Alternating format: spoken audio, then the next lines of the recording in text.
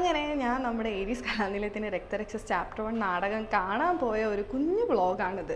ആദ്യം തന്നെ തൃപ്പൂണിത്തറ ബസ് സ്റ്റാൻഡിലും മാർക്കറ്റിലും കുറച്ച് പബ്ലിക് റിവ്യൂസ് എടുക്കാൻ പോയിരുന്നു.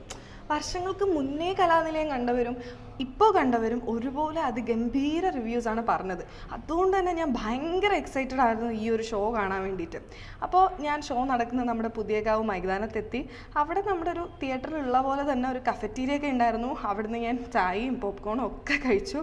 അങ്ങനെ 6 മണിക്കുള്ള ഷോയിൽ 500 രൂപയുടെ ടിക്കറ്റ് എടുത്താണ് ഞാൻ ആക്ച്വലി ഷോ കാണാൻ വേണ്ടിയിട്ട് വന്നത്.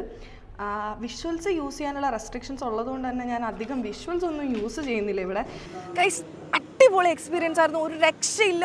എൻ്റെ പൊന്നു എന്ത് രസമാണ് കാണാമെന്ന് അറിയാം. നിങ്ങളിത് കണ്ടില്ലെങ്കിൽ ഉറപ്പായിട്ട് മിസ് ചെയ്യും. എൻ്റെ ലൈഫിൽ ഞാൻ ഇങ്ങനത്തെ ഒരു ഡ്രാമ ഇതുവരെ കണ്ടിട്ടില്ല, പറയാൻ വാക്കുകളില്ല, അത്രയും പൊളിയാണ്. നിങ്ങൾ ഉറപ്പായിട്ട് മിസ് ചെയ്യരുത്. And must watch and details ഞാൻ ഡിസ്ക്രിപ്ഷനിൽ കൊടുത്തേക്കാം.